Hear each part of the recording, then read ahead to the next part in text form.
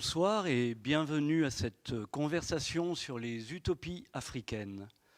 Je m'appelle Franck Micheletti, je suis chorégraphe, danseur et je suis très heureux aujourd'hui de pouvoir modérer cette conversation avec nos deux invités, Oulimata Gueye et Mariemta Moussanang. Avant de vous présenter, je voudrais juste rappeler que cet échange a lieu dans le cadre de la saison Africa 2020, qu'il est organisé par l'Institut français sous le commissariat général de Ngoné Fall. Saison Africa qui essaye de parler de la place de l'Afrique dans le monde, de l'Afrique au XXIe siècle, qui est aussi celle d'une jeunesse inspirante et engagée à relever les défis qui attendent nos sociétés. Cet échange appartient au sommet de septembre, qui a pris un petit peu du retard dû à la crise sanitaire, et c'est un ensemble de conversations, une trentaine pour être plus précis, qui ont lieu sur tout le territoire français. Donc aujourd'hui, nous sommes accueillis par les Scènes du Jura, scène nationale, et nous nous trouvons à Lons-le-Saunier, dans son théâtre à l'italienne qui se trouve juste derrière nous. Et les Scènes du Jura qui sont partenaires de cette saison Africa 2020. Nous sommes en streaming avec vous pour une durée de 1h30 et nos invités pourront répondre à vos questions que vous nous ferez parvenir en commentaire. Voilà, nous allons essayer d'évoquer les formes, les contours et perspectives de quelques-unes de ces utopies abritées sur le continent africain. Alors je vais vous présenter Oulimata et Mariemta. Je vais commencer par vous, Mariemta. Alors, vous êtes créatrice et productrice du podcast Afrotopique, qui est un objet sonore, documentaire qui pense et parle le présent depuis les Suds en général et les mondes africains en particulier. Vous êtes riche d'un parcours professionnel entre l'Afrique, plus précisément le Tchad, l'Ouganda, le Sénégal et la France, dans le journalisme radio, la création de mode, le conseil en politique industrielle. Vous travaillez aujourd'hui de manière indépendante dans la curation éditoriale, la recherche en sciences sociales et le conseil aux institutions. Vous êtes cofondatrice de l'association Génération Afrotopia avec Maëva Ekua, qui contribue à la mise en circulation des idées et des formes d'action émancipatrices depuis l'Afrique et ses diasporas. Alors au micro d'Afrotopique, vous recevez des invités pour un entretien de longue durée, avec des enjeux assez précis, mais qui appartiennent à différents domaines. L'écologie, la philosophie, l'économie, la culture, technologie, anthropologie ou d'autres encore. Podcast qui donne la parole à ceux qui ont le pouvoir de transformer nos imaginaires collectifs et nous mettent en mouvement, nous dites-vous, pour entamer la fabrication d'un présent radicalement différent. Alors je crois que vous avez reçu plusieurs fois Felwine Sarr, donc l'auteur de cet essai nommé Afrotopia, paru en 2016. Et il semble que ce livre ait eu un certain retentissement, qu'il ait été un peu un accélérateur de particules transformatrices, si je peux me permettre. Et donc je voulais vous demander si vous pouviez nous en parler un peu, peut-être le présenter, et puis préciser la trajectoire d'Afrotopique, de votre projet de podcast. Oui, bonsoir Franck, Bonsoir. Merci pour cette présentation, bonsoir à tout le monde. Oui, effectivement, donc Afrotopique, ne serait-ce que le titre du podcast est très largement inspiré du livre Afrotopia de l'essai de Felwine Sarr. Et puis donc pour revenir sur la genèse, voir en quoi est-ce que ce projet de podcast qui est donc qui se décline en une série d'entretiens qui donne la parole à la fois à des intellectuels, des penseurs, des chercheurs, mais aussi des bâtisseurs d'alternatives concrètes. En quoi est-ce que ce projet s'inscrit dans une filiation de l'élan qu'a donné Felwinsar au continent. Disons que je crois qu'en fait, ce qui s'est passé en 2016, moi j'ai découvert le livre de Felwinsar, Afrotopia, un peu plus tard, voilà, peu de temps finalement avant de rencontrer Felwinsar, l'auteur, en 2018. Et puis à cette occasion-là d'enregistrer le premier entretien, il me semble que ce qui s'est passé, c'est que si vous voulez, le travail de Felwinsar fait donc c'est un livre fondateur qui met une sorte de point final à un moment dans lequel voilà, beaucoup de discours se sont succédés sur l'Afrique, à savoir est-ce que l'Afrique était bien d'entrer dans la bonne marche du développement, est-ce que l'Afrique était mal partie ou autre, et qui nous invitait à changer de regard, à considérer en fait toutes les faillites du modèle de développement qui n'était d'ailleurs déjà pas viable pour les sociétés industrialisées elles-mêmes. Et il se trouve qu'en 2016, 2017, 2018, il me semble qu'il y a eu un écho très grand parce que ça coïncidait aussi avec un moment de prise de conscience de plus en plus large de la part de, je pense, la jeunesse au niveau de la crise écologique qui nous concerne tous et dont on parle énormément aujourd'hui. Et que finalement, cette critique du développement rejoignait et trouvait un écho très fort et très puissant dans la prise de conscience écologique. Moi, en tout cas, c'est comme ça que je l'ai ressenti, perçu, et que ça m'a beaucoup servi de point d'appui pour aller donc à la rencontre de ces différents auteurs, et puis tout d'abord à la rencontre de Felwinsar, parce que ça, si vous voulez, c'est vraiment une première conversation qui a un peu déclenché ce travail de podcast et qui a été enregistré, et puis qui du coup m'a servi de manifeste pour dérouler en fait toute la suite du projet, qui n'était pas vraiment pensé au préalable. Voilà pour le lien peut-être avec Afrotopia très directement. Ensuite sur la trajectoire d'Afrotopique, en fait. Ouais. Alors la trajectoire d'Afrotopique, donc le podcast, qui compte aujourd'hui une petite vingtaine d'entretiens avec des chercheurs, des penseurs, surtout en fait des personnes qui nous permettent, alors je dis nous parce que donc c'est un podcast qui est porté par une association, Génération Afrotopia, et qui correspond, en tout cas c'est vraiment comme ça que je le porte, à des questionnements qui sont très générationnels. Donc je dis nous aussi parce que les questions que je vais poser aux intervenants, ce sont des questions qu'on est très nombreux à se poser, et je les pose depuis une perspective très singulière, très particulière, qui est ancrée dans les problématiques des pays dits du Sud, et plus particulièrement des pays, des sociétés africaines contemporaines. Et donc je vais à la rencontre de ces différents penseurs, philosophes, anthropologues, économistes. Felwinsar est économiste de formation, même s'il est aussi écrivain, musicien, poète et voyageur. Mais disons que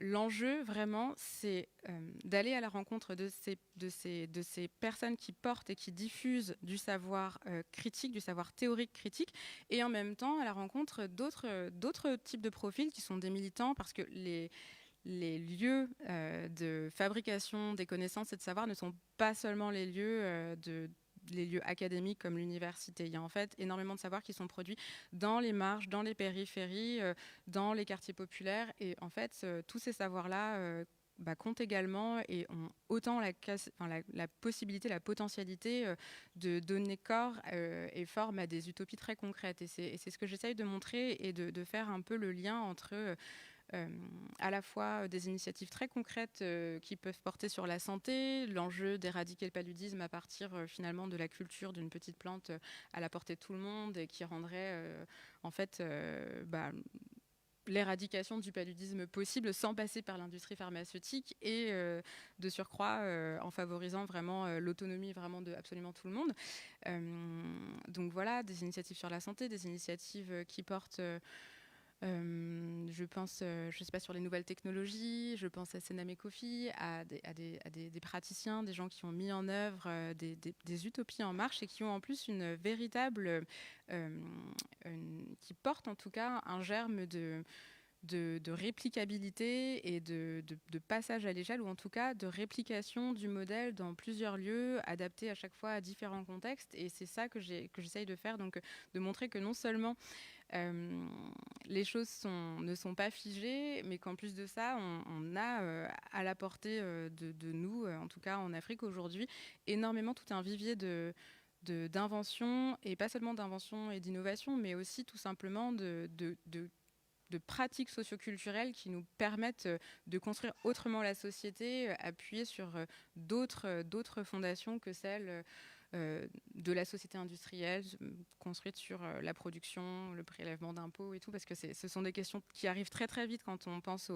au contexte africain dans lesquels 90% de l'économie est considérée comme informelle, donc pas directement, enfin ne finance pas l'État par de la fiscalité, et que donc en fait il faut penser d'autres systèmes, d'autres articulations pour construire la société, et que voilà, il y a des gens qui s'y emploient, et qu'il y a énormément de choses très intéressantes qui se font, et ce que j'ai essayé de faire en tout cas à travers cette série, et qui continue à exister, c'est de mettre en lumière des exemples et des initiatives qui s'inscrivent très directement dans cette filiation, en tout cas de cette ouverture et ouverture des horizons et des imaginaires que propose Felwine Sarr. Voilà.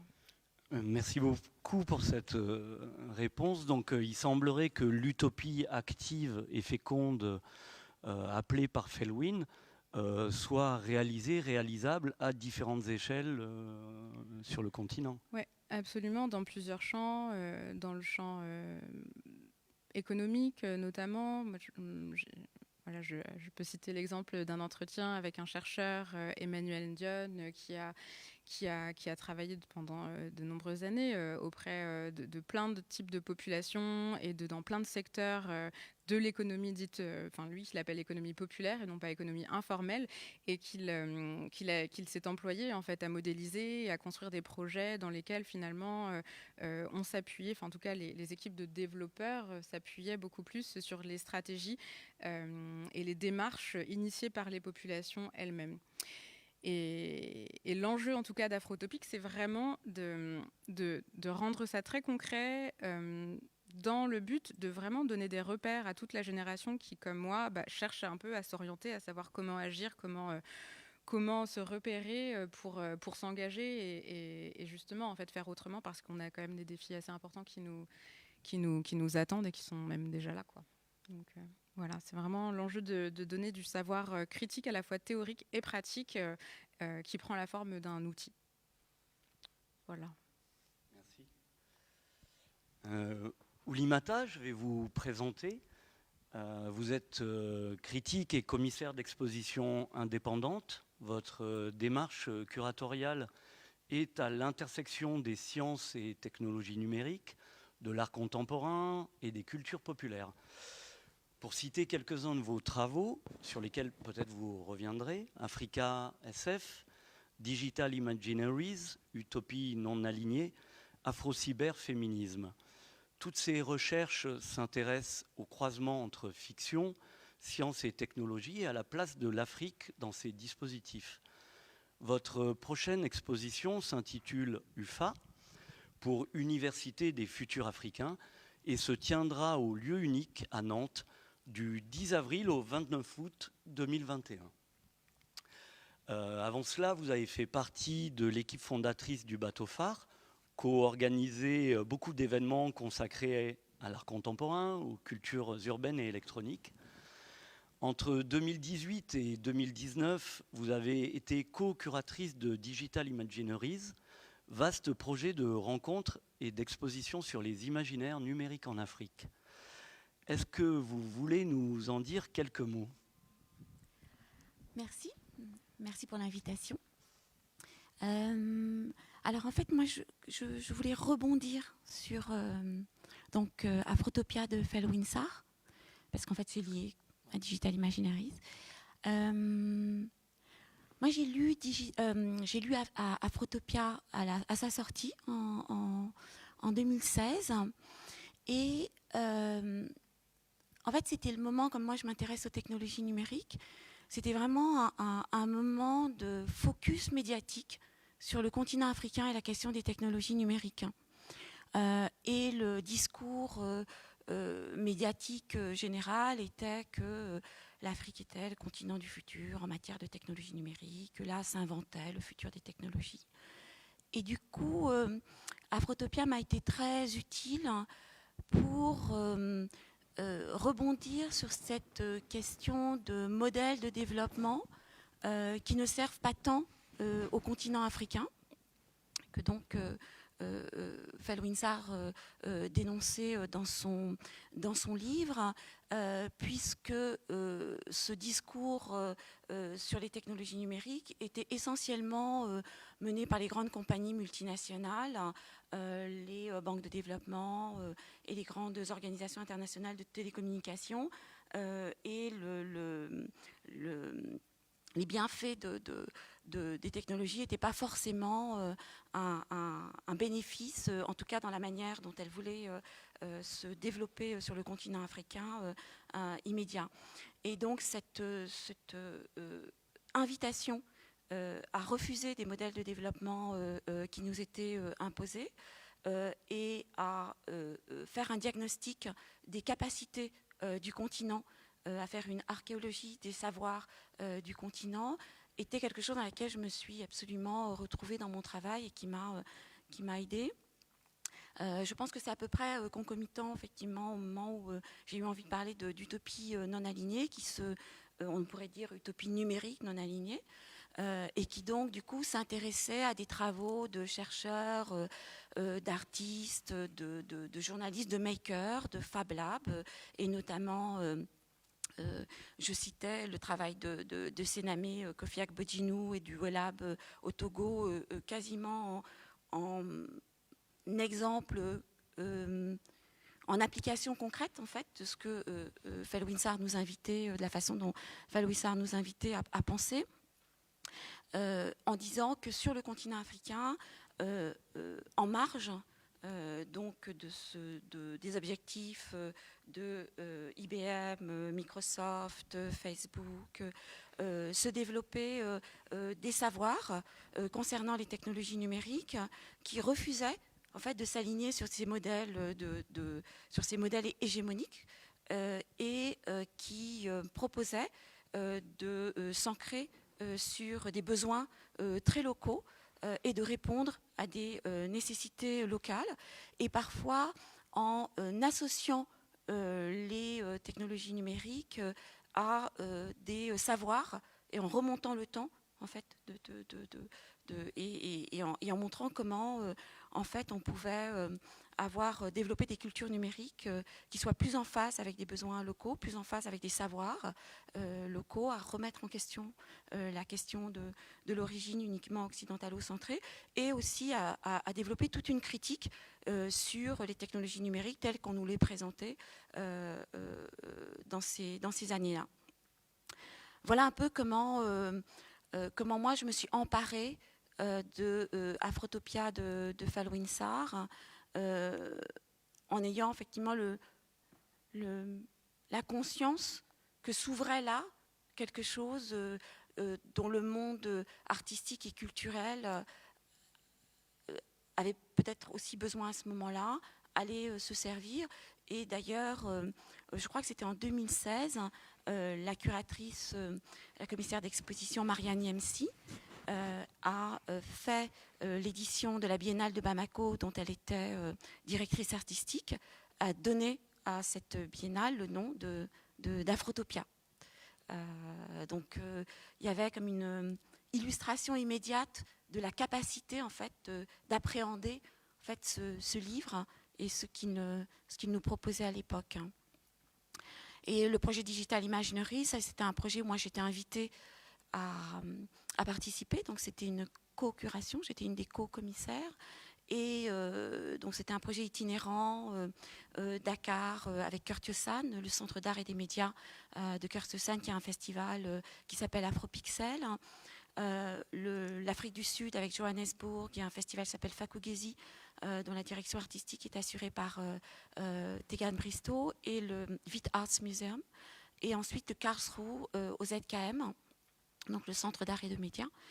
Et donc j'ai eu effectivement l'occasion, quand Marion Louis-Grand-Silla m'a invitée, d'inviter des artistes dans cette perspective justement d'utopie non alignée, qui développent une critique des technologies numériques telles qu'elles se sont développées jusqu'à présent, mais qui s'ouvrent sur d'autres possibles de la technologie, plus ancrés dans des besoins locaux. Donc ce double mouvement, à la fois d'une critique de ce qui existe et d'une ouverture vers des alternatives potentielles.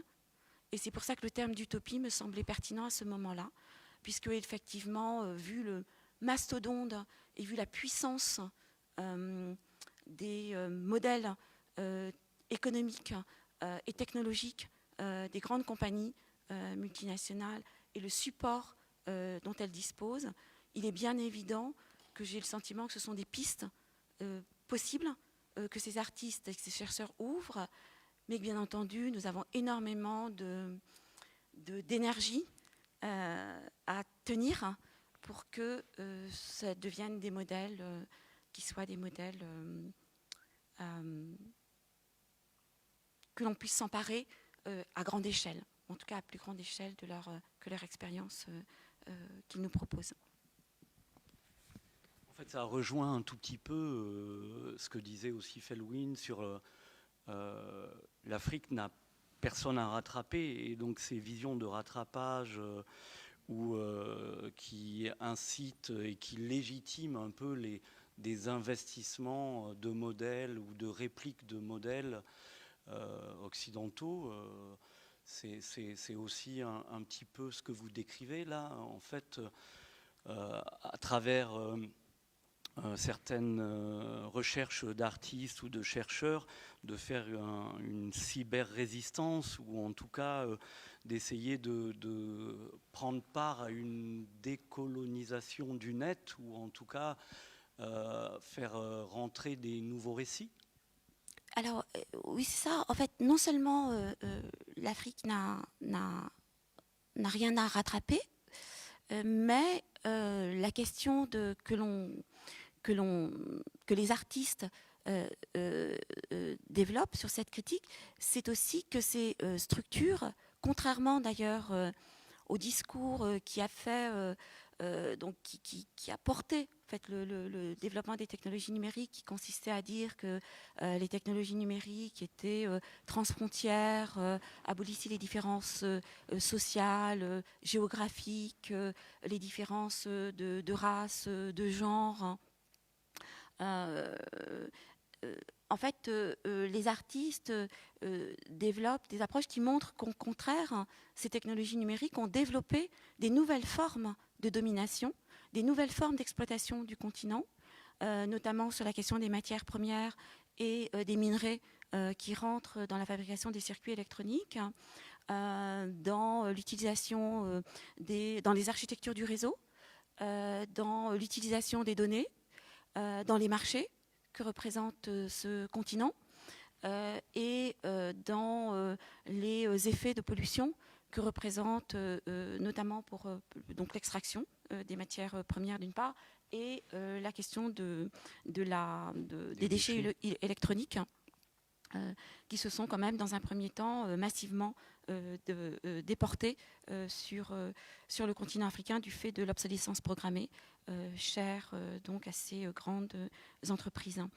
Donc l'idée c'est effectivement qu'il ne s'agit pas de penser en termes de rattraper le fossé numérique, le gap numérique. Non seulement il ne s'agit pas de penser dans ces termes, mais il s'agit au contraire de montrer comment effectivement il faut se développer une critique par rapport à ces structures. Il ne s'agit pas non plus de refuser l'usage et le développement de ces technologies numériques. Il s'agit d'en appeler à un développement qui répondrait à des besoins locaux et qui donc serait en phase avec un bien-être potentiel. Oui, et en fait, vous proposez un pas de côté, en fait, pour examiner d'autres configurations et essayer de faire place à de nouveaux récits. Hein. C'est d'essayer de contrarier un tout petit peu ce récit unique et d'essayer de voir comment localement d'autres horizons s'ouvrent, d'autres perceptions sur des échelles peut-être plus adoucies ou plus mesurées, et de ne pas seulement répondre à ces questions de vitesse, d'efficacité. Est-ce que ça peut être en partie cette histoire de... Parce que vous parlez en effet d'un mastodonte, et on voit bien que c'est un mastodonte hein, quand même, les GAFA et toutes... mais donc qu'est-ce que serait ce pas de côté en fait? Par exemple, je vais prendre l'exemple d'un binôme d'architectes, Dikeoze Azare et Yasmine Abbas, qui ont créé une plateforme qui s'appelle AMP, Agbogblochi Makerspace, et ils ont décidé de se développer au sein d'Agbogblochi. Agbogblochi, c'est une zone qui est à côté d'Accra au Ghana, et qui a été médiatisée à un certain moment parce qu'elle a été présentée comme une vaste déchetterie électronique. Il y a eu des travaux d'artistes, d'ailleurs, de photographes qui ont présenté, en fait, qui montraient comment les carcasses d'ordinateurs étaient brûlées pour pouvoir extraire les métaux. Et en fait, leur démarche à eux consiste à dire, bon, déjà, il faut venir à Agbogblochi, il faut s'implanter à Agbogblochi, il faut créer des espaces de rencontres entre les communautés locales qui ont un savoir-faire, qui l'ont développé, qui ont une cohérence, et le monde des STEM, donc des études de sciences, ingénierie et mathématiques, et pouvoir créer des espaces, des tiers-lieux, pour que puissent se rencontrer ce qu'ils appellent donc les grassroots makers, donc les personnes qui ont un savoir-faire qui l'ont acquis en autodidacte à la base, et les étudiants en ingénierie, en mathématiques. Et pour ce faire, ils ont créé un objet qu'ils ont appelé le spacecraft, donc avec cette histoire autour d'un spacecraft qui serait avec cette dimension un peu de science-fiction, en fait, science-fictionnelle.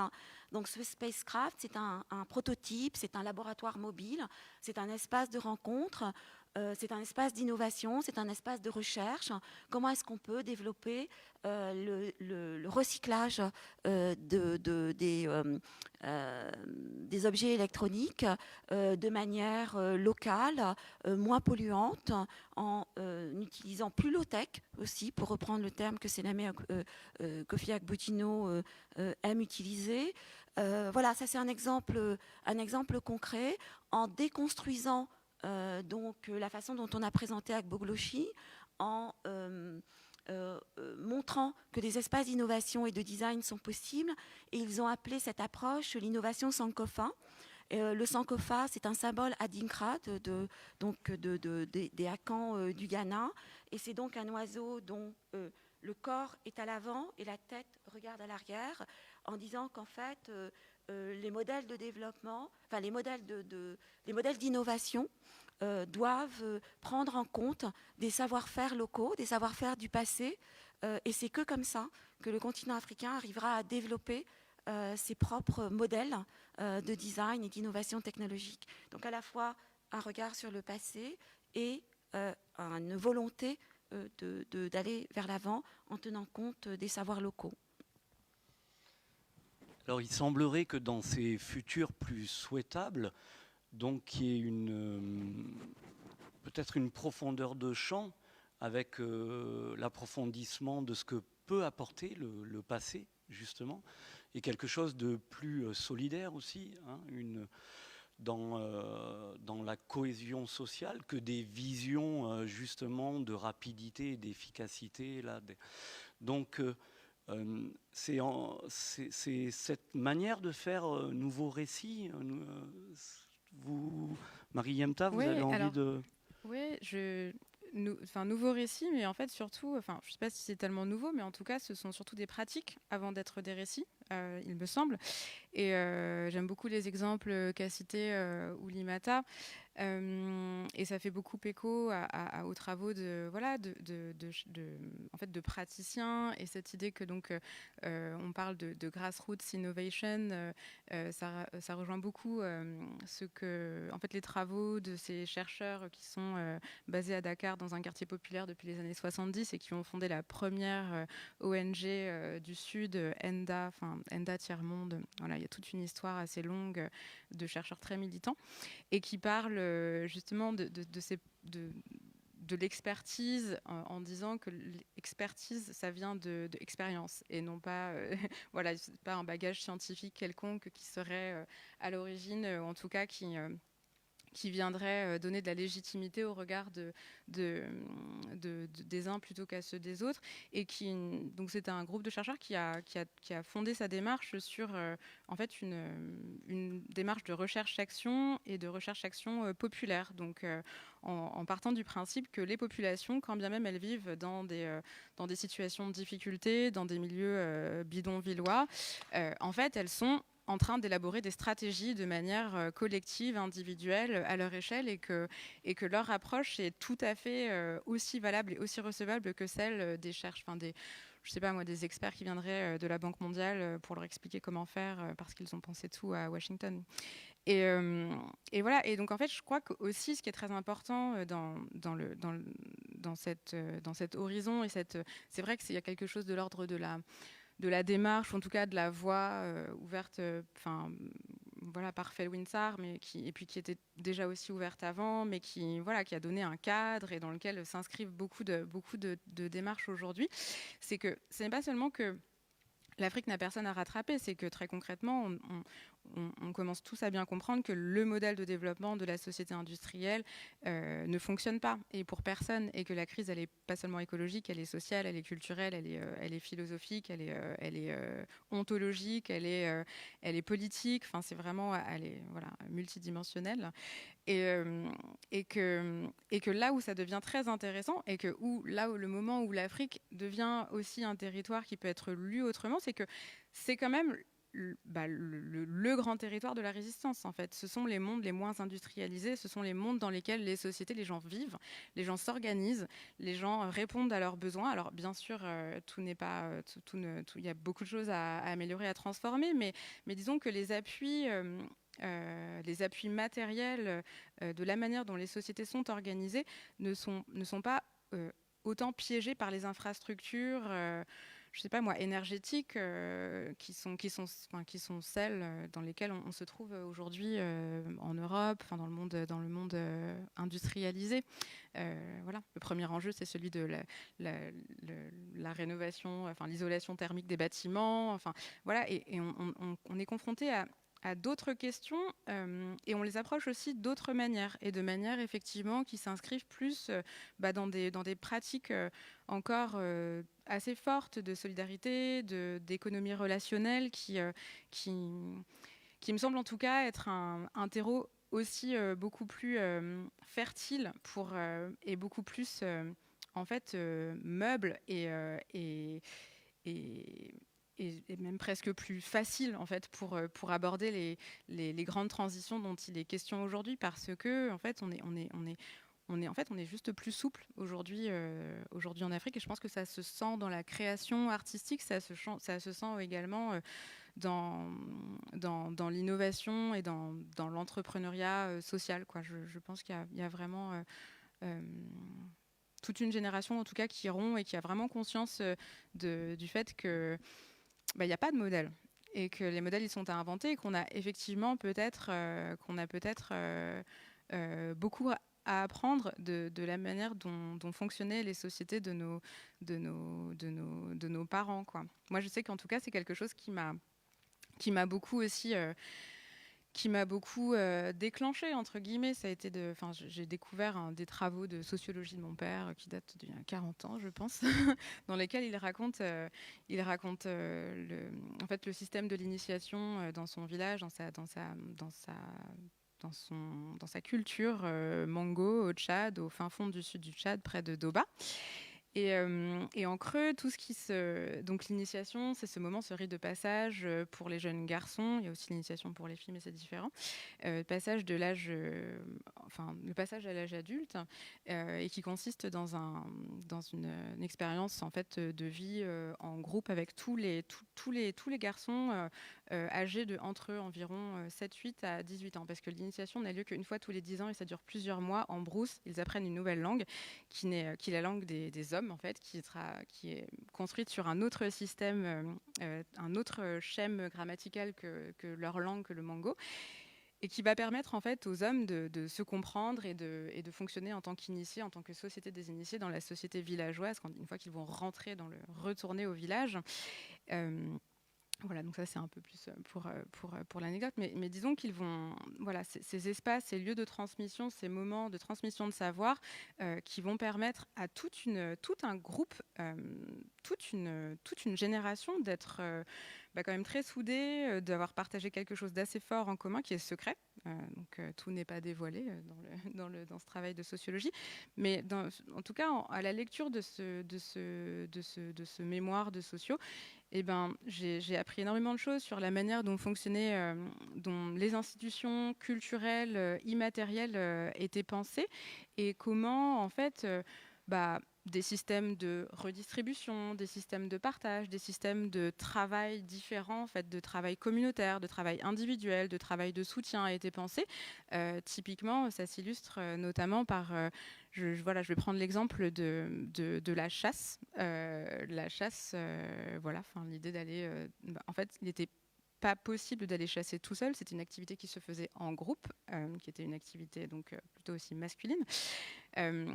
Mais à l'issue de la chasse, en fait, tout le groupe d'hommes revenait tous ensemble, et tout le gibier qui avait été abattu était partagé de manière équitable selon les besoins des différentes familles, et non pas en fonction de qui avait tué quel animal. Des choses comme ça, en fait, très simples, mais qui font sens lorsqu'en fait, parce que la réalité, c'est qu'il y a encore énormément de choses qui sont vivantes et qui sont en fait les infrastructures réelles de fonctionnement des pratiques, je sais pas moi, de l'économie. Aujourd'hui, la sécurité sociale, elle est assurée par les populations entre elles, les familles entre elles, et la circulation de l'argent se fait sur d'autres principes que ceux de l'épargne pour soi, ou ça passe pas par le biais d'un système de sécurité sociale qui est une caisse indépendante, ou d'un système de cotisation sociale étatique, quoi. Et voilà. Et en fait, ce sont ces innovations-là, en fait, qui s'inscrivent dans les pratiques réelles qui fonctionnent, et que, en fait, je pense qu'on a plutôt même beaucoup à apprendre, et qu'on a là un vrai répertoire je sais pas si c'est pas d'innovation, mais en tout cas je pense d'alternatives, en tout cas. C'est ça qui me paraît assez important. Oulimata, vous vouliez dire quelque chose ? En fait, je me posais la question parce que toi, tu es depuis plusieurs mois au Sénégal, donc sur place. Mm-hmm. Et je me demandais, est-ce que ces modèles que tu... est-ce qu'ils sont encore aussi présents ? Est-ce qu'ils sont menacés aussi du modèle libéral qui s'étend à l'ensemble de la planète, et est-ce que qui s'est déjà étendu à l'ensemble de la planète, qui s'est déjà étendu il y a très longtemps, mais disons que ce néolibéralisme en tout cas, voilà. Donc est-ce que il n'y a pas quand même cette nécessité de les médiatiser justement, et de les médiatiser aujourd'hui le plus possible, pour justement pouvoir montrer qu'il y a des alternatives au modèle néolibéral sur le continent. Oui, alors évidemment, ils sont attaqués. Très clairement, et je pense au Sénégal encore plus, tu vois, typiquement qu'au Tchad où on a plus, on est une île, on est une île sur le continent parce que très difficile d'accès. Et clairement, oui, c'est pas du tout les mêmes sociétés. Et au Sénégal, c'est vrai que ces choses-là sont moins vivantes, mais néanmoins, il reste encore beaucoup de choses. Tu vois, le système des tontines et autres dont on parle souvent, mais il reste des choses. Et effectivement, je pense qu'un point important à, à, à ne pas oublier lorsque l'on crée. Moi, je dirais pas forcément médiatiser. Évidemment, je pense qu'il faut en parler, mais que ça ne suffit pas. Et je pense qu'en fait, il faut vraiment structurer, quoi, et vraiment construire, parce que ce modèle néolibéral, en fait, il n'a pas de forme, il n'a pas de nom, il n'a pas de visage, même si, voilà, mais en fait, c'est simplement utiliser ton téléphone portable et taper quelque chose sur Google plutôt que de demander à quelqu'un de ta famille de t'expliquer ou voilà, en fait, ça passe par plein de petits gestes difficiles à percevoir au quotidien. Mais en revanche, c'est vrai que je pense qu'il faut prendre en considération dans le type d'approche et dans les infrastructures et dans ces formes un peu d'innovation et dans les modèles qui se construisent, de penser en fait un peu la préservation, quoi, et de penser aussi à ne pas seulement mettre en valeur et essayer de sublimer, ou en tout cas de proposer des canaux privilégiés à ces pratiques-là, mais en plus de ça, penser leur une forme de protection, quoi, de penser qu'en fait ils sont quand même attaqués et qu'il faut en avoir conscience. Et ouais, je dirais que donc c'est pas seulement la médiatisation, mais en fait mettre en œuvre très concrètement, proposer des modèles. Et je pense que ça passe beaucoup, c'est des dispositifs en fait. Ça va être des services, mais qui vont être pensés de manière très très très endogène, quoi, et ils sont vraiment connectés en fait et qui émanent des pratiques culturelles, des pratiques sociales, d'économie populaire, qui n'appauvrissent personne et qui, au contraire, en fait, permettent à l'argent de vraiment toujours mieux circuler, parce qu'il y a, voilà, enfin, il y a des économies, il n'y a pas une économie, il y en a plusieurs, il y a plusieurs manières de pratiquer l'argent.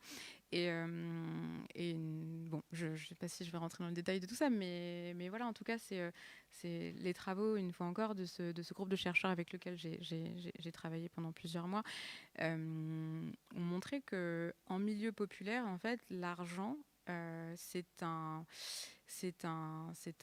comme un produit chaud, quoi. Ça circule extrêmement vite, et que la vitesse de circulation de l'argent, en fait, on est sur d'autres modèles d'économie. On n'est pas sur de l'économie de la thésaurisation, on est sur une économie de la circulation, qui fait qu'en fait, on ne pense pas à un système d'épargne, en fait, on pense à un système de mise en circulation, pour que, au moment où, je ne sais pas, Franck a besoin, l'argent puisse lui être transmis le plus rapidement possible pour répondre à son besoin de santé ou d'éducation ou d'urgence, quelle qu'elle soit.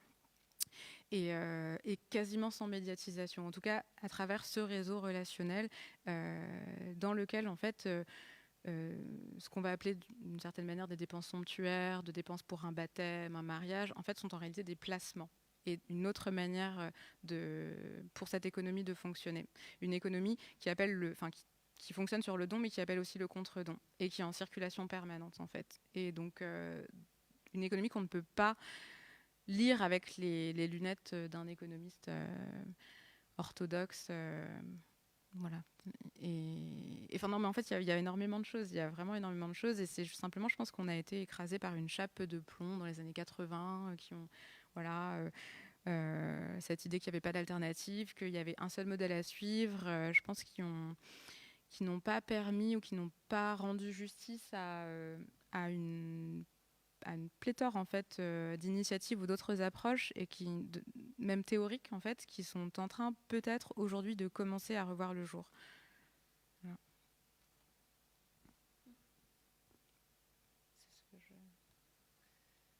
Donc il semblerait qu'une partie de ces motivations, de ces utopies, sont vraiment de penser ou de contrecarrer le modèle de développement et de l'après-développement, et essayer de vraiment d'en finir avec ce modèle du développement qui est en fait très toxique.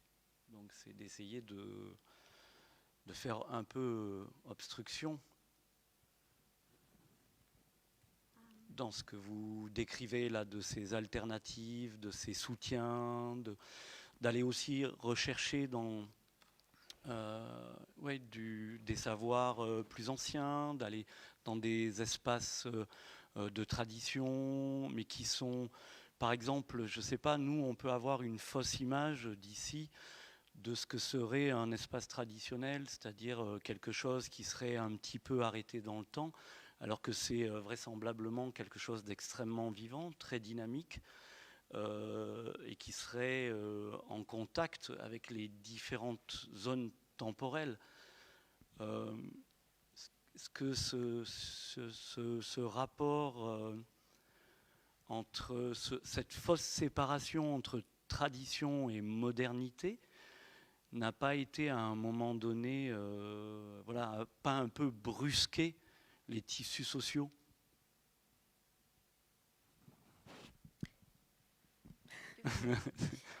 Alors, bon, déjà, moi, je pense que la question n'est pas, comme dit Felwinsar d'ailleurs, la question n'est pas de dire qu'il n'y a pas de développement. La question est de dire qu'est-ce qu'on met dans ce terme de développement, qu'est-ce qu'on veut. Voilà, donc ça, je pense que c'est vraiment, la question n'est pas de dire qu'on refuse le développement. Et moi, c'est pour ça que j'aimais ce terme d'utopie non alignée, parce que la question n'est pas de dire on refuse les technologies numériques. Il n'est pas question que sur le continent africain, il y ait le moindre câble qui nous permette Donc la question n'est pas là. La question est qu'est-ce qui est bon pour les personnes, quels usages nous voulons développer, quelles technologies nous voulons développer, quel modèle économique nous voulons développer, quel modèle social nous voulons développer.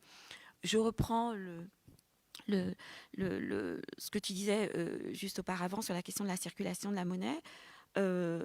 Donc M-Pesa au Kenya, qui est développé par donc le porte-monnaie électronique qui est développé par Safaricom. L'argent, voilà, le mobile money, quoi. Ouais, c'est ça, c'est un porte-monnaie électronique. Est développé au moment de la crise électorale, la crise politique du Kenya, et parce qu'effectivement, comme les personnes ne pouvaient plus circuler, ne pouvaient pas apporter de l'argent à la famille, au nord du pays, où les personnes qui étaient au sud ne pouvaient pas circuler à ce moment-là, effectivement, c'est développé, et comme les économies ce sont des petites sommes d'argent en circulation, donc ça a ouvert à cette production qui est donc M-Pesa. Donc on pourrait dire super, voilà, ça correspond à des besoins locaux, ça répond à des.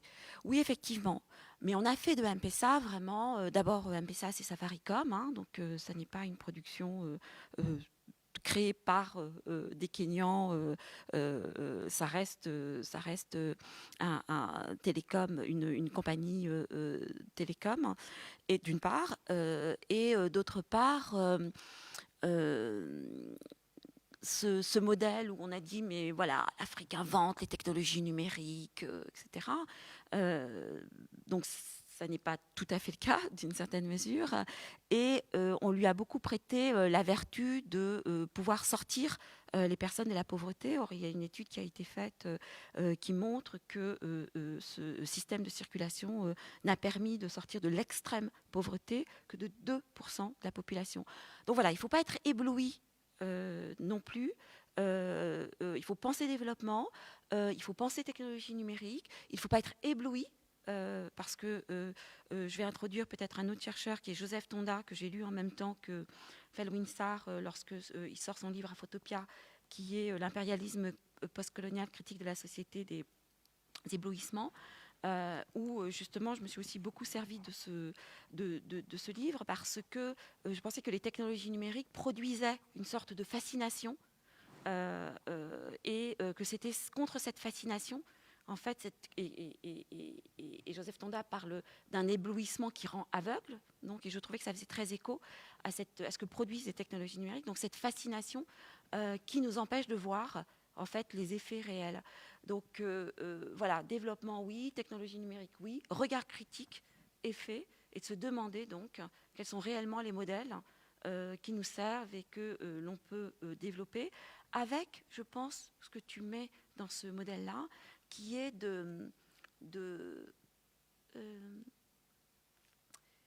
comment dire, peut-être du souci aussi de l'autre. Peut-être qu'il y a aussi ça qu'il faut réintroduire dans cette question d'utopie.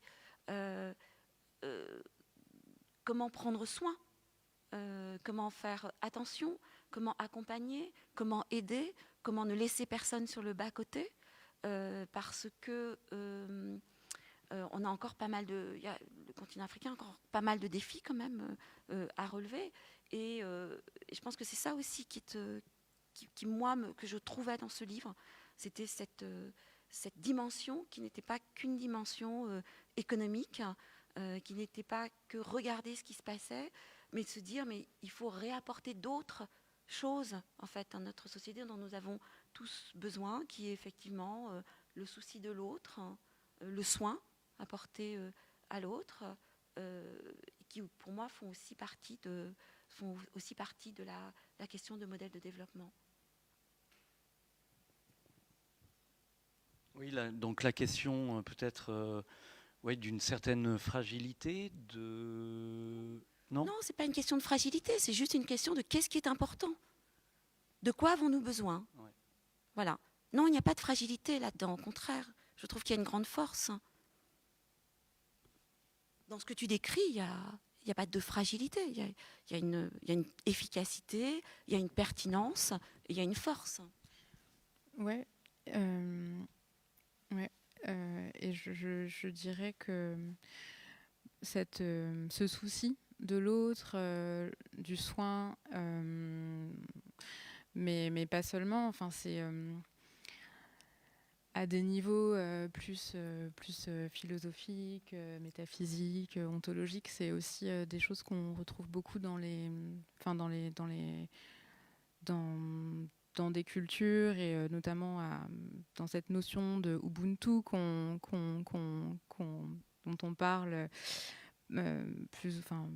parfois pas toujours à bon escient et tout, mais finalement ce souci de l'autre, c'est peut-être la question de qui est-ce qu'on met dans le soi en fait. Et ce soi en fait, quand il est fondamentalement pensé comme collectif, comme une totalité qui englobe non seulement la communauté d'appartenance, la communauté je sais pas, humaine, la communauté du vivant. Voilà quoi, on peut commencer à changer de paradigme et à sortir de ces rapports évidemment de prédation et de pas chercher à calculer comment essayer de.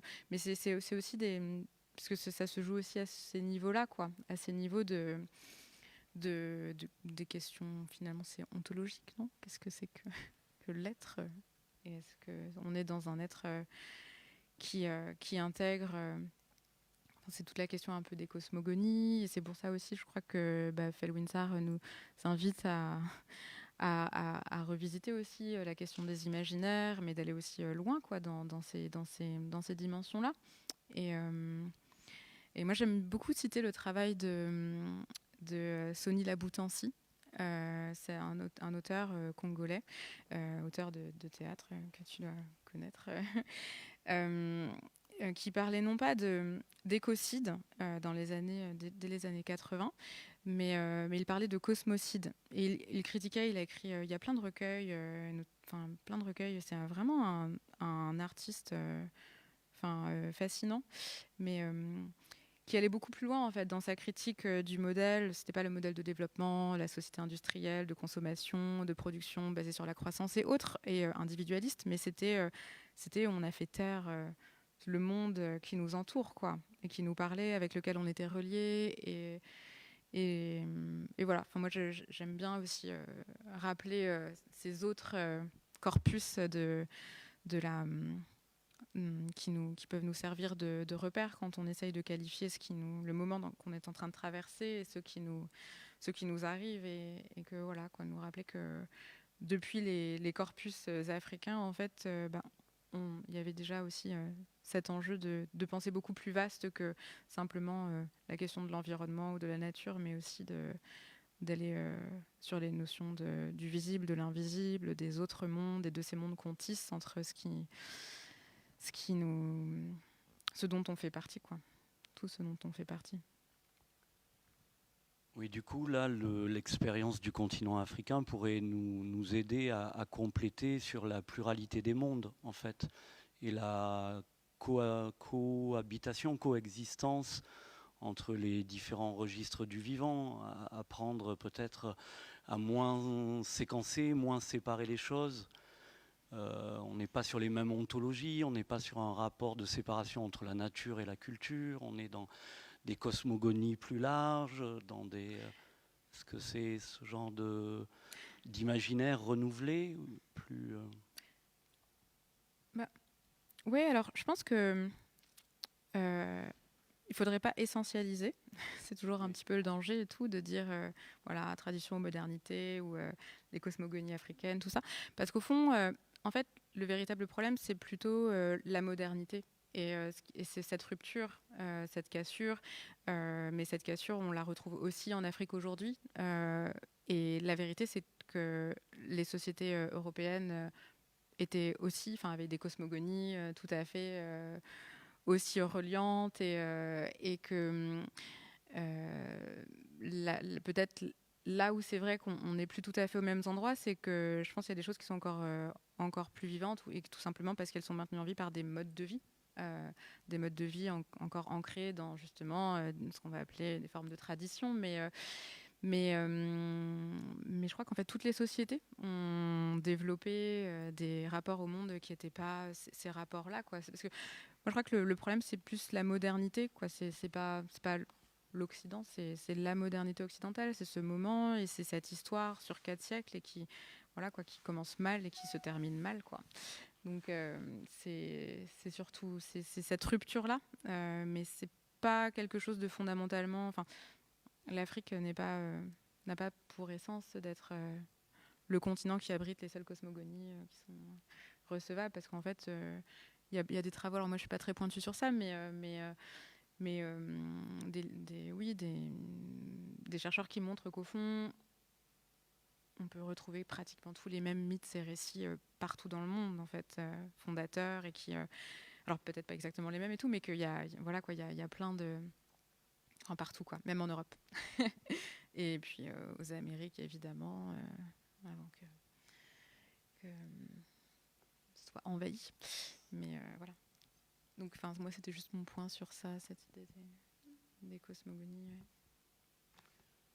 Oui, c'était plutôt la question ouverte de la pluralité des mondes. Ouais. Et voilà, hein, c'était pas uniquement relié à l'Afrique, puisque en effet, vraisemblablement, il y a, ça c'est les travaux de Philippe Descola qui parlent de 4 ontologies. Voilà. C'est vrai que qui est passé dans le podcast. Oui, j'ai vu ça. Oui, absolument, mais du coup, moi, ce que disait Philippe Descola, voilà, c'est que effectivement, voilà, il a fait cet immense travail pour remettre un peu, pour essayer de systématiser, de donner des repères et tout, pour bien comprendre comment est-ce qu'on peut catégoriser différents types de sociétés, différents types d'approches, mais vraiment, en fait, la finalité de son travail, c'est de montrer qu'en fait, il y a différentes manières de composer le monde, et que il y en a qui sont peut-être plus heureuses que d'autres selon les points de vue, mais qu'en tout cas, oui, très clairement, cette séparation qui produit énormément d'effets absolument dévastateurs aujourd'hui, mais n'est pas une finalité, n'est absolument pas la seule possible et imaginable, et ni même la seule qui ait existé et qui ait donné naissance à des sociétés et à des cultures. Donc voilà, allons voir avec humilité, en fait, comment fonctionnent des sociétés qu'on a peut-être trop vite fait de ranger justement dans ces catégories qui ne leur rendent pas vraiment justice, quoi, de tradition et de traditionnalisme, et qui font un peu écran, en fait, à leur richesse et à ce qu'elles portent. Parce qu'au fond, je ne sais pas s'il y a vraiment tradition ou modernité. Moi, je crois qu'il y a des modèles, des manières de faire société ou d'entrer en relation qui sont il y en a qui sont sympas, il y en a d'autres qui sont pas sympas en fait. Je crois que c'est plus ça la question. Enfin, mais c'est peut-être un peu trop schématique, mais voilà, c'est peut-être pas... dans la tradition, je crois qu'il y a aussi des choses vraiment pas sympas, et dans la modernité, il y a aussi des choses qui sont plus heureuses. Donc voilà, je sais pas ce que tu as...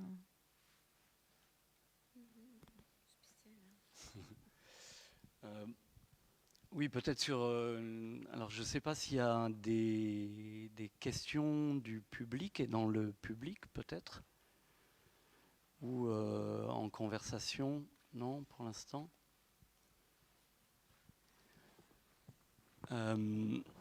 Oui, peut-être sur... Mais peut-être, moi j'ai une question à ce moment-là. Oui. Ah, une autre question.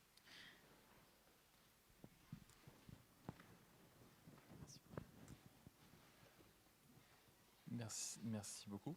Merci beaucoup pour cette discussion qui est passionnante. C'est très très enthousiasmant d'entendre, de percevoir tout ce qui se passe en ce moment, tout ce que vous décrivez. Et j'ai beaucoup aimé l'idée d'un répertoire, peut-être de pratiques et de méthodes dont on pourrait s'inspirer, ou en tout cas qu'on pourrait regarder de près. Et je me demandais, en vous entendant parler d'utopie et d'utopie en action, s'il y avait en ce moment en particulier des utopies féministes ou des actions féministes qu'il faudrait peut-être qu'on regarde de près sur le continent.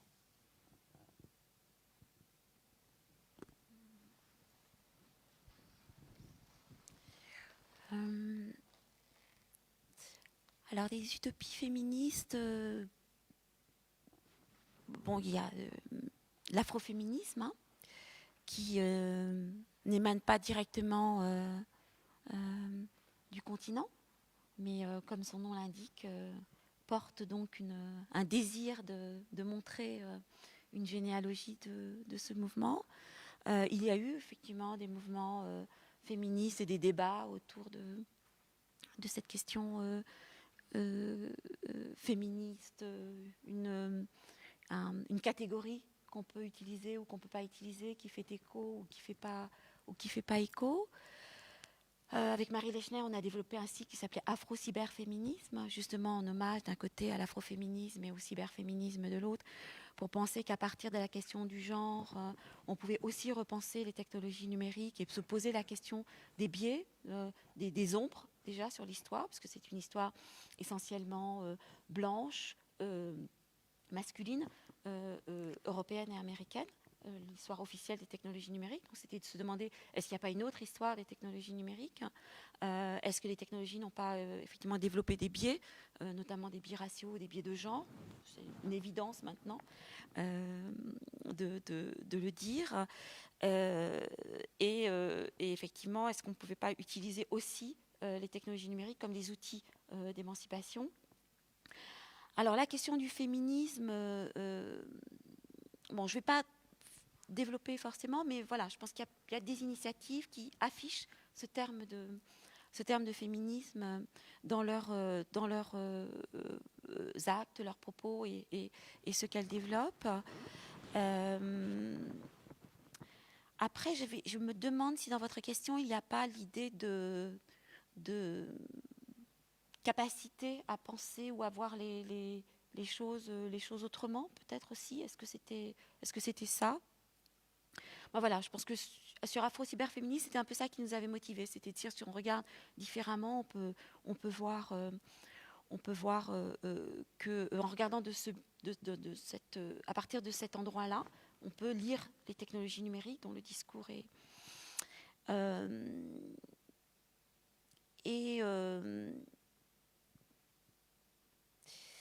peut-être quelque chose qui pour moi serait féministe, ce serait de voir juste le nombre de femmes, simplement, sans avoir un étendard féministe, de juste regarder ça en termes de quelles sont les femmes qui se posent ces questions, qui travaillent sur ces questions, qui ont apporté des éléments fondateurs importants. Et par exemple, quand on a fait Afro-Cyberféminisme, on a évoqué énormément de chercheuses qui ont posé ces questions très récemment. Par exemple, je pense à Safia Oumojanobol qui a sorti ce livre qui s'appelle Algorithm of Oppression, qui est une critique donc du modèle qui dit en fait que Google a un biais et que donc il faut se rendre compte des biais. Jouer Bolamini aussi, qui a montré, qui a fait s'appelle Poetess of Code, et qui a montré comment en fait les logiciels de reconnaissance faciale ne la reconnaissaient pas parce qu'en fait ils n'avaient pas été entraînés sur des peaux foncées, et qui a développé aussi toute une recherche sur la façon dont les logiciels de reconnaissance faciale étaient beaucoup moins avait un taux d'erreur beaucoup plus important sur les femmes et sur les femmes noires. Voilà, il y a, je pense qu'on pourrait comme ça développer toute une longue liste de femmes chercheuses, artistes, activistes, afroféministes, cyberféministes, afro-cyberféministes, qui contribuent à la critique en fait des modèles médiatiques dominants. Peut-être qu'on peut répondre un peu comme ça en fait.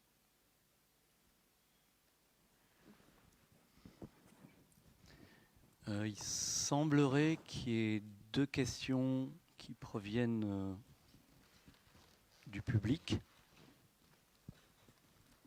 en streaming, en conversation. Merci.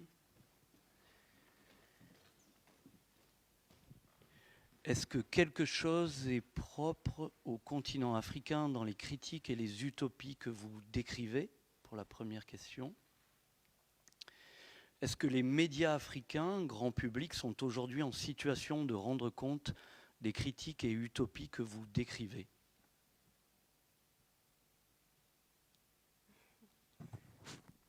Vous avez envie de répondre? Oui, alors sur la première partie de la question, s'il y a quelque chose de propre au continent africain dans la critique du modèle de développement. Oui. Est-ce que quelque chose est propre au continent africain dans les critiques et les utopies que vous décrivez? Ah oui, dans les critiques et les utopies. Je dirais qu'en fait, ce qui est intéressant depuis la perspective du continent africain, c'est que la critique, elle est radicale, dans le sens où c'est la critique du modèle civilisationnel, c'est la critique du développement, quand en Europe ou dans d'autres espaces, on est plutôt sur une critique du système choisi pour mettre en œuvre ce développement. On est plutôt dans une critique du capitalisme, mais qui ne remet pas forcément en question le système de la production, en fait, qui ne remet pas le productivisme en question. Et je crois qu'en fait, ce qui est vraiment pertinent depuis le continent, c'est qu'on est sur une critique beaucoup plus profonde. On est sur une critique qui englobe cette question-là et qui n'est pas dans l'alternative socialisme ou communisme ou capitalisme. Et en cela, il me semble qu'il y a quelque chose de vraiment pertinent à cet endroit et de beaucoup plus radical. Et c'est également en fait ce que commencent à un peu à travailler certains chercheurs et je pense notamment à Pierre Charbonnier qui a donc publié ce livre Abondance et liberté, une histoire environnementale des idées politiques, dans lequel en fait il revisite 4 siècles d'histoire et il montre à quel point les notions, les catégories, les idées de liberté, le sens, en fait, le contenu qu'on leur a donné était profondément matériel et profondément branché sur en fait, ce qu'il appelle les affordances de la Terre, ce qu'a rendu possible notre modèle de développement, le modèle de développement de la société, qui s'est industrialisée, qui est passée du travail humain aux énergies fossiles et qui est celle qu'on connaît aujourd'hui. Et c'est très frais dans ma tête parce qu'on en a parlé donc finalement pas très longtemps, c'est le dernier entretien du podcast. Il note en fait ce point que en fait la critique, par exemple, la décroissance, les critiques des premiers écologistes, André Gorz, tout ça, qu'au fond, la décroissance a cette grande faiblesse de ne pas être une pensée politique, en tout cas pas une pensée politique forte, et que c'est juste faire pareil en moins mal, quoi. et que fondamentalement c'est pas ça va pas nous amener hyper loin. Alors que il prend l'exemple des sociétés, de la société indienne post-indépendance, et il parle beaucoup de Gandhi, et il parle du texte In Swaraj, qui veut dire je sais plus, mais bon, avec le terme émancipation, qui est une réflexion, un texte de Gandhi qui date de cette époque-là, dans lequel en fait il y a toute la réflexion sur cette idée que la sortie du modèle et du joug colonial ne pourra se faire que par une sortie du modèle civilisationnel de développement, de la croissance, de la production, qui en Inde a pris un chemin très lié à l'agriculture, quoi, et à tout ce qui a été mis en œuvre et qu'on connaît, et qui est absolument désastreux. Mais voilà, en fait, il dit qu'au fond, finalement, les critiques les plus fortes qui ont été faites au modèle qui est le nôtre, ce sont les critiques qui ont émergé et émané depuis les Suds. À cette époque post-indépendance, que peut-être Oulimata tu connais mieux que moi et tu pourras mieux en parler, mais à ce moment, en fait, donc de non-alignement, de refus de ce choix, de ce faux choix, de cette fausse alternative entre le système capitaliste ou le système, le productivisme capitaliste ou bien le productivisme socialiste et communiste. Et qu'en fait, c'est là que c'est intéressant. Et que finalement, les archives et les corpus qui ont pensé ces questions de manière, je crois, la plus aiguë, ce sont les sociétés qui n'ont pas eu d'autre alternative que de le faire, quoi. Typiquement, des projets comme ceux de Thomas Sankara, mais vraiment, quoi, quand on se plonge dans les textes, c'est génial. Enfin, c'est génial et c'est actuel. Ça résonne énormément. Et voilà, et je crois que c'est aussi ces questions-là, moi, en tout cas, qui m'intéressent beaucoup, parce que moi, mon questionnement, il est né aussi du fait que je me suis dit, en arrivant au Tchad, un jour en 2018, j'avais quitté le pays depuis 3-4 ans, j'y suis retournée et j'ai retrouvé la capitale, mais comme à l'arrêt, avec des chantiers publics, voilà, vraiment les étages pas terminés, enfin vraiment, rien n'avait bougé, plus d'argent dans le pays. Pourquoi ? Parce que l'argent de l'État, c'est la rente du pétrole. Le prix du baril de pétrole avait chuté, donc ça valait plus rien, donc en fait on n'avait plus d'argent. Donc il n'y a pas d'école, il n'y a pas d'hôpitaux, enfin il n'y a rien, les fonctionnaires ne sont pas payés, il n'y a pas d'État, il n'y a pas d'administration, et il y a genre 3 entreprises au Tchad françaises. Donc voilà, donc quand on se dit, mais au fond, si l'argent de l'État, le budget de l'État, il est abondé par la rente pétrolière et qu'il n'y a plus d'argent à cause du pétrole, bon déjà c'est un problème. Mais de base, en fait, le vrai problème, c'est que le pétrole, on n'est pas censé le sortir du sous-sol, parce qu'on sait que ça nous fabrique du dérèglement climatique et que nous, au Sahel, on est les premiers impactés. Donc vraiment, c'est pas intelligent, quoi. Donc comment on fait, en fait ? Comment on fait ? Et c'est les mêmes questions que se sont posées des Gandhi il y a, je ne veux pas dire de bêtises, mais il y a genre 60 ans, 60 ans, voilà, 60 ans environ, voilà. À ce moment, en fait, peut-être même un peu plus tôt, avant les indépendances africaines, mais on en est là. Et en fait, on revient à ça. Et c'est là que c'est intéressant, moi, je pense, d'aller sur ces archives-là et sur ces corpus-là, qui sont, il me semble, ceux qui ont pensé les choses de la manière la plus fine et la plus juste, en tout cas, par rapport aux défis qui sont les nôtres aujourd'hui.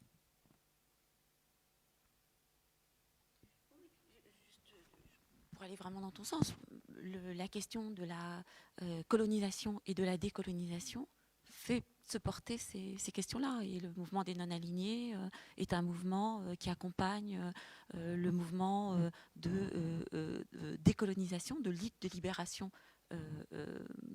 pour les indépendances. Et c'est pas étonnant qu'on retrouve ces choses. Et effectivement, cette peut-être une résurgence aussi aujourd'hui de la pertinence peut-être de ces espaces de combinaison de lutte, en fait, ces combinaisons de critiques, ces combinaisons de propositions alternatives qui ressurgissent aujourd'hui. Donc effectivement, ce n'est pas c'est pas ex nihilo, c'est quelque chose qui est là depuis très longtemps en réalité, et qui est plus ou moins apparent ou médiatisé. Après, encore une fois, je répète, je suis d'accord avec toi sur le danger de l'essentialisation. Voilà, et plutôt de le prendre comme, pour reparaphraser Felwinsa, que les nations africaines partagent une même histoire et ont les mêmes défis historiques à relever. C'est dans ce sens, en fait, qu'on peut penser, en fait, et non pas, effectivement, en termes de essentiel ou mais en termes d'histoire, en fait. On a cette question de la colonisation et de la décolonisation qui est ce moteur de refus des modèles dominants. Ouais, je trouve c'est ça en fait sur l'essentialisation, c'est que on est plus sur une unité qui est liée à des coordonnées en fait, des points voilà, en fait, on a le même problème typiquement peut-être sur la manière dont on doit penser la construction de l'État, l'énergie qu'on peut avoir à disposition. Enfin, on est sur les mêmes problématiques et les mêmes certaines, moi je dirais des coordonnées qui se calquent les unes sur les autres. Et à cet égard, en fait, il y a des points communs entre des pays qui sont en Afrique, mais je pense aussi en Amérique latine, en Asie. En fait, c'est vraiment, ce sont des coordonnées. Et je pense que c'est là la grande différence entre peut-être voilà, là où la critique est un peu essentiellement différente depuis tel espace ou tel autre, quoi.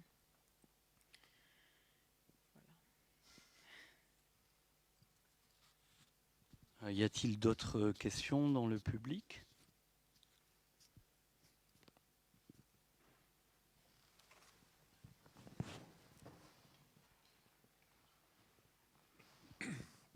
Bonjour. Si on part du principe que que les modèles libéraux productivistes ont fait à leur temps, en tout cas qui produisent plus d'effets négatifs que positifs, je me demandais comment tous les modèles dont vous avez un petit peu parlé, des modèles très concrets de circulation de la monnaie, etc., mais surtout les modèles de pensée là, dont vous évoquiez le fait qu'ils critiquent profondément ces modèles-là, je me demandais comment les penseurs, les économistes occidentaux, enfin quel regard ces penseurs occidentaux avaient sur ces modèles-là. Et on parlait de médiatisation nécessaire ou pas de ces modèles, très globalement. Et je me posais la question de comment les diasporas africaines pouvaient potentiellement nous donner à nous ici des idées pour peut-être changer les modèles qu'on applique et qui n'ont pas l'air de bien fonctionner.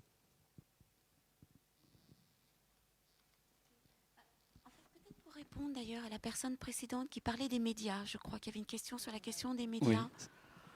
Et je pensais à Sinatou Saka, par exemple, journaliste à RFI, qui est très branchée sur ces questions-là, par exemple, qui elle aussi s'est beaucoup emparée d'Afrotopia et de Felwinsa, qui développe des projets, qui développe des critiques. Donc voilà, je pense qu'il y a effectivement, au sein de la diaspora, dans les médias, des relais médiatiques de ces questions. Et puis oui, effectivement, je pense que là, c'est vraiment une évidence que sur le continent, ici, des allers-retours, toi qui vas au Sénégal, moi qui suis sénégalaise et qui suis ici, Sinatou, voilà, il y a des circulations, il y a des échanges, et il y a, ça me semble, oui, une diaspora extrêmement active, extrêmement présente. Je pense que l'actualité tous les jours, en fait, nous montre le dynamisme de cette présence diasporique sur tous les fronts. Ouais. Moi, alors sur la question plutôt des modèles dont on pourrait s'inspirer et qui pourraient, en tout cas, ce qui pourrait donner des idées. Je sais que à titre personnel, moi, j'ai un petit parcours dans la mode et tout, dans l'entrepreneuriat. J'étais beaucoup inspirée par le système de la confection de Cartier, qui est encore très vivante, en tout cas au Tchad, puis dans plein de pays d'Afrique de l'Ouest en tout cas. Donc le concept d'acheter du tissu au marché et d'aller chez son couturier de quartier pour faire son vêtement. Ça, c'est quelque chose qu'on a perdu en France, mais c'est assez récent. Et on a tendance vraiment à l'oublier parce que le prêt-à-porter est devenu vraiment quelque chose de complètement banal et commun. Et on a du mal à imaginer qu'il y a encore 80 ans, ça n'existait pas. Mais c'est vraiment après-guerre, en fait. C'est vraiment le plan Marshall, le moment de la reconstruction du pays, que les industriels français ont été invités par les industriels américains et qu'ils ont, voilà quoi, ils ont repris les modèles de standardisation et de fabrication de vêtements en usine. Mais la confection de Cartier, typiquement, qui est un modèle finalement d'économie de proximité, d'économie un peu directe, c'est quelque chose qui est là, moi, qui je trouve qui est une trace assez visible. Je pense à Paris, dans certains quartiers, 18e arrondissement, 19e, encore très vivant. Et je m'étais essayée en fait à justement essayer de remettre en avant et d'amener un nouveau type de client dans ces ateliers de couturiers de quartier pour proposer en fait des vêtements tout à fait basiques, enfin des vêtements, un vestiaire très minimaliste avec des tissus sourcés, des fins de stock pour réemployer en fait des stocks de tissus qui étaient juste morts, pas utilisés et voilà en fait d'avoir une économie circulaire qui permettrait si tout le monde rentrait dans ces schémas-là, en fait, si tout le monde revenait en fait à ces schémas de confection de proximité, tout comme on va chez le boulanger, en fait, très simplement, en fait, qui sont de vraies alternatives, des alternatives qui, je pense qu'en fait, il y a plein de pratiques sociales de résistance que les diasporas africaines en plus sont emportées dans leurs valises et qui permettent à certains métiers ou là, voilà, service de continuer à exister et qui présente, moi je crois, beaucoup pas forcément au passage à l'échelle et au passage à l'échelle dans le sens de avoir un gigagroupe qui fasse la même chose partout dans le monde, mais plutôt en fait ce concept d'avoir plein de petites boulangeries à tous les coins de rue. Des petites boulangeries tenues par des petits commerçants et d'avoir des économies très locales, de la proximité et qui voilà, nous permettent de supprimer tous ces intermédiaires et de fonctionner de manière beaucoup plus raisonnée, beaucoup plus sensée et qui permettent de rémunérer en fait la personne qui travaille vraiment, quoi. Voilà, c'est très simple, très basique, mais moi je trouvais que c'était quelque chose qui marchait plutôt bien et qui correspondait en plus qui répondait à plusieurs enjeux en plus de mise en relation, de créer du lien dans le quartier entre des personnes qui ne se côtoient pas et tout. Enfin, c'était voilà, si on est prêt, je pense à acheter des vêtements à une centaine d'euros alors qu'ils n'ont coûté que très très peu d'argent à fabriquer dans des conditions absolument terribles, et qu'on a des alternatives qui pour le même prix en fait permettent de globalement avoir plutôt un impact positif autour de soi. Ça me paraît être ce type de pratiques en fait qui sont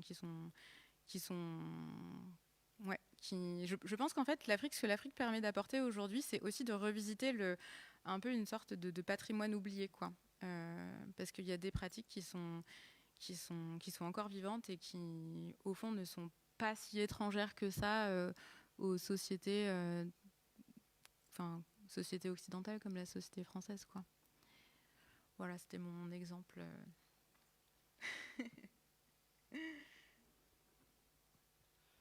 Donc on s'achemine vers la fin de cet échange, de cette conversation. Donc il semblerait que petit à petit des choses se dessinent, des façons de faire autrement, des agir autrement, des échelles plus raisonnées, des intermédiaires, des peut-être manières de peser avec un petit peu, d'habiter le monde et de peser un peu moins sur le monde, ou en tout cas avec un petit peu plus de tact, de sens des cohésions sociales. Est-ce que vous auriez un petit mot ou quelques petits mots conclusion. Est-ce que vous avez envie de rajouter quelque chose ? Non, j'ai pas de mot de conclusion, mais justement, avant de terminer cette conversation, tu viens de parler d'agir, de peser, de habiter, des mots qui nous amènent un peu dans une forme de physicalité. Je voulais te demander à toi qui es donc artiste associé ici aux Scènes du Jura, et puis qui vient de sortir d'une résidence de création, d'un travail qui t'a été inspiré aussi par le livre Afrotopia de Felwinsar dont on a beaucoup parlé. Voilà, je voulais te demander très simplement comment est-ce que toi, peut-être finalement pour conclure, comment est-ce que ça a résonné pour toi et comment est-ce que ces derniers mots là de cet agir, cette réflexion, peut-être sur d'autres manières d'habiter le monde, comment est-ce que tu l'as intégré comment est-ce que ce travail a résonné ou ces paroles ont résonné là chez toi et dans ton travail que tu présentes maintenant? Donc en fait, moi la rencontre du livre Afrotopia de Felwine, c'était il y a 2 ans. Et dans la suite, ça m'a donné envie de faire un solo avec mon principal collaborateur, qui est un danseur mozambicain qui s'appelle Idiou Chichava. Et on travaille ensemble depuis une dizaine d'années. Et j'avais jamais fait de solo pour lui. Enfin, on n'avait jamais réfléchi ensemble à un solo. Et on s'est dit qu'avec ce livre, il y avait peut-être quelque chose qui nous encourageait aussi à le faire. Donc ce solo s'appelle Black Belt, ceinture noire. Donc c'est une espèce de ruse aussi, une espèce de tactique en fait pour peut-être sortir de cette société des éblouissements, de ces aveuglements et d'essayer de contourner et d'agir avec un petit peu de souplesse, d'agilité, hein, tu l'as aussi dit à un certain moment. Je dirais que ce qui m'a aussi beaucoup inspiré à l'intérieur du parcours de Idiou, c'est que donc c'est un danseur contemporain, mais qui vient du traditionnel, de la danse traditionnelle, et qu'il est co-directeur d'un festival de danse et musique traditionnelle à Maputo depuis 3-4 éditions, et qu'en fait il est dans cette défense de refaire de la place, de retrouver dans la profondeur de ces gestes, de ce temps, toute la vitalité et toutes les alchimies qui sont inscrites dans ces corps depuis plusieurs séquences de générations.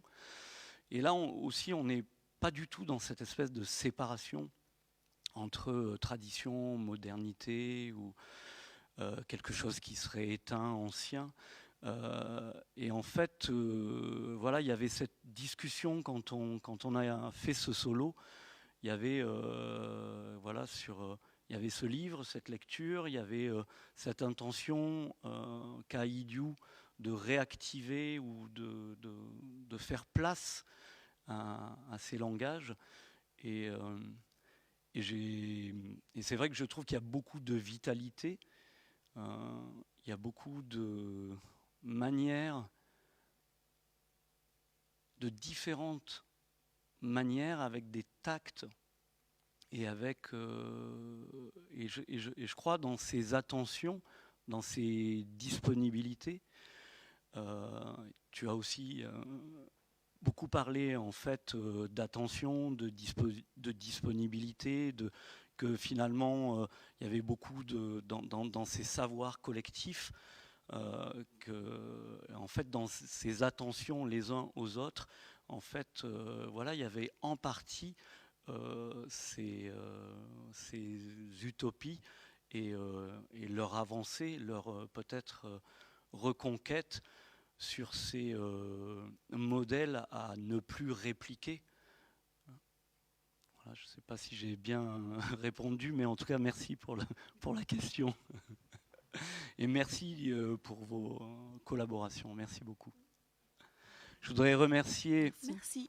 donc les scènes du Jura, la scène nationale du Jura, le théâtre de Lons pour son accueil, et les conversations, la saison Africa 2020 pour ces conversations. Il y en aura d'autres jusqu'à la fin du mois de mars. Je voudrais remercier October Octopus pour la logistique, la préparation, la mise en relation avec vous deux. Je ne vous connaissais pas et je les remercie beaucoup de m'avoir permis de vous rencontrer. Et merci à la réalisation du streaming, aux équipes. Merci beaucoup.